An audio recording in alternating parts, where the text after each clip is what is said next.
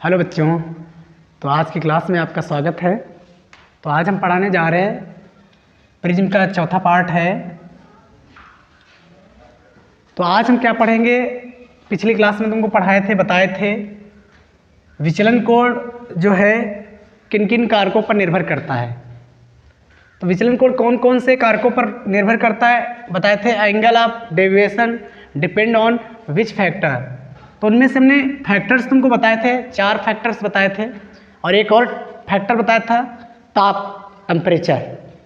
तो समझेंगे, बात करते हैं कौन कौन से फैक्टर होते हैं। तो उनमें से सबसे पहला हमने फैक्टर बताया था, सबसे पहला कारक बताया था तुमको आपतन कोण, कि आपतन कोण पर किस प्रकार से, इंसिडेंस एंगल पर किस प्रकार से विचलन कोण निर्भर करता है।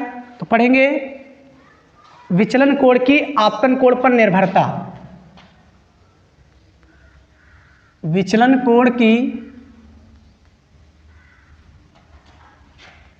आपतन कोण पर निर्भरता, आपतन कोण पर निर्भरता।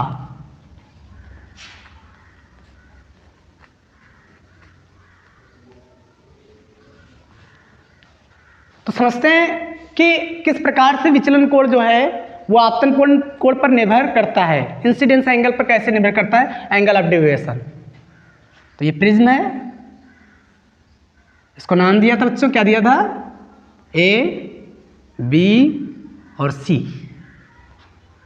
तो ये हमने बताया था, ये क्या है, ये है तुम्हारा प्रिज्म कोण। क्या है, प्रिज्म कोण। ये दोनों क्या है, अपवर्तक पृष्ठ है और ये प्रिज्म का आधार। इस पर हमने क्या किया, एक वर्णी प्रकाश तिरछा डाला, ये प्रकाश इस पर आपतित हुआ, प्रिज्म के अंदर चला और निर्गत किरण के रूप में क्या हुआ, बाहर निकला। तो इसको नाम दिया P और क्या देंगे Q, ठीक, R और S। तो ये कौन सी रेस बताती, आपतित किरण। क्या है, आपतित किरण। थोड़ा आज गला बैठा हुआ है तो इसकी वजह से आवाज़ थोड़ी क्लियर नहीं है, क्योंकि इस समय बदलते मौसम के साथ बीमारियां जो हैं वो आगे की ओर बढ़ रही हैं। तो समझते हैं कि विचलन कोण की आपतन कोण पर निर्भरता क्या है, किस तरीके से ये आपतन कोण पर निर्भर करता है। तो हमने क्या किया, इस पर एक नॉर्मल खींच दिया, ये क्या है, नॉर्मल, और एक इस पर खींच दिया। तो ये क्या है, आपतित किरण है। तो आपतित किरण अभिलंब के साथ क्या बनाती है, आपतन कोण बनाती है, इंसिडेंस एंगल बनाती है। ठीक, तो क्या करेंगे हम, जैसे जैसे आपतन कोण का मान बढ़ाते जाएंगे, आपतन कोण को क्या करेंगे बच्चों, बढ़ाएंगे। अगर हम आपतन कोण बढ़ाएंगे, जैसे जैसे आपतन कोण का मान हम बढ़ाते जाएंगे, वैसे वैसे क्या होगा, जो विचलन कोण है, विचलन कोण कौन होता है कि आपतित किरण को आगे बढ़ाते हैं और निर्गत किरण को कहाँ, पीछे बढ़ाते हैं। तो दोनों किरणों के बीच का कोण, दोनों किरणें जहाँ पर काटती हैं उनके बीच का कोण ही क्या कहलाता है, एंगल ऑफ डेविएशन। ठीक, तो ये इंसिडेंस एंगल पर कैसे डिपेंड करता है। तो यदि हम क्या करते हैं, आपतन कोण का मान, ठीक, किसी प्रिज्म की किरण के लिए आपतन कोण का मान क्या करेंगे, बढ़ाएंगे। तो आपतन कोण का मान बढ़ाते हैं तो विचलन कोण का मान क्या होता जाता है, घटता रहता है। ये विचलन कोण है, ठीक। तो आपतन कोण जैसे जैसे बढ़ाओगे, विचलन कोण वैसे वैसे क्या होता जाएगा, कम होता जाएगा। और हमने बढ़ाया तो ये विचलन कोण क्या हो जाएगा, और भी कम हो जाएगा। और एक विशेष आपतन कोण जब आएगा, तो विशेष आपतन कोण के लिए जो विचलन कोण हो जाता है, एंगल ऑफ डेविएशन हो जाता है, वो बहुत ही कम हो जाता है, अल्पतम हो जाता है, जिसे हम क्या कहते हैं, न्यूनतम हो जाता है, कह सकते हैं। ठीक, तो इसी को बच्चों क्या कहते हैं, अल्पतम विचलन कोण कहते हैं या न्यूनतम विचलन कोण कह सकते हैं। क्या कहेंगे, ठीक, अल्पतम विचलन कोण, अल्पतम विचलन कोण। मिनिमम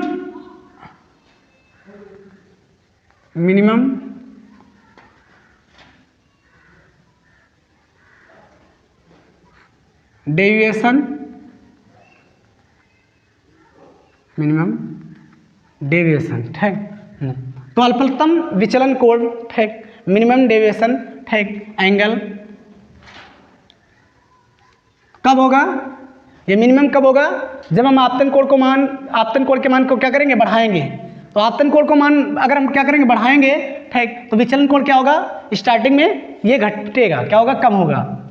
यदि हम आपतन कोण का मान, अगर विचलन कोण की न्यूनतम विचलन कोण अगर प्राप्त हो जाता है, उसके बाद यदि अगर हम क्या करते हैं, आपतन कोण को अगर बढ़ाते हैं, इंसिडेंस एंगल को क्या करेंगे, बढ़ाएंगे, तो विचलन कोण का मान क्या होने लगेगा, बढ़ने लगेगा। क्या होने लगेगा, बढ़ने लगेगा। तो इस तरीके से विचलन कोण जो है ये आपतन कोण पर क्या करता है, निर्भर करता है। तो क्या बताया हमने कि अगर हम आपतन कोण का मान बढ़ाएंगे तो विचलन कोण का मान क्या होगा, स्टार्टिंग में घटेगा। और ये कब तक घटेगा, ठीक, न्यूनतम विचलन तक। कब तक, न्यूनतम विचलन तक। तो न्यूनतम विचलन कब उत्पन्न होता है, मतलब एक विशेष आपतन कोण के लिए only one incidence angle, only one incidence angle, only one incidence angle, incidence angle. तो एक विशेष आपतन कोण के लिए विचलन कोण का मान क्या होता है, न्यूनतम होता है, जिसे हम क्या कहते हैं, अल्पतम विचलन कोण कहते हैं। तो अल्पतम विचलन कोण की थ्योरी क्या है भैया, ठीक, कहेंगे एक विशेष आपतन कोण के लिए, एक विशेष, ओनली एक विशेष आपतन कोण के लिए, एक विशेष आपतन कोण के लिए विचलन कोण का मान, कोण का मान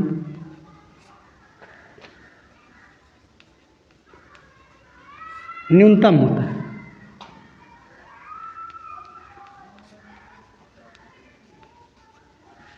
इसे ही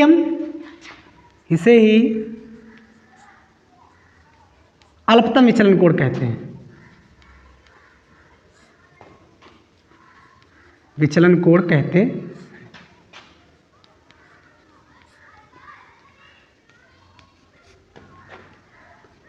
इसे डेल एम से दिखाते हैं, कैसे, ठीक, तो इसे डेल एम से प्रदर्शित किया जाता है, डिनोट किया जाता है, कैसे, इसे डेल एम से प्रदर्शित करते हैं।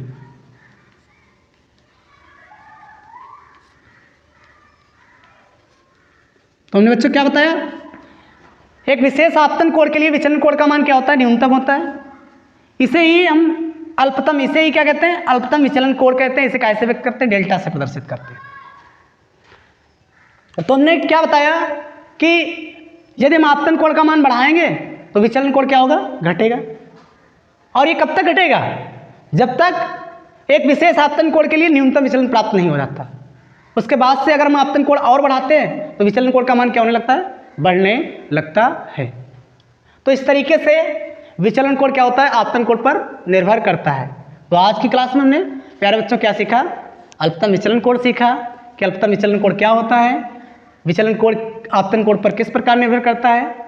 तो नेक्स्ट फैक्टर है, क्या हमने बताया था, पढ़ाएंगे कि incidence refractive anti index, refractive जो इंडेक्स होता है, ठीक, मतलब उस पर किस तरीके से एंगल ऑफ डेविएशन डिपेंड करता है।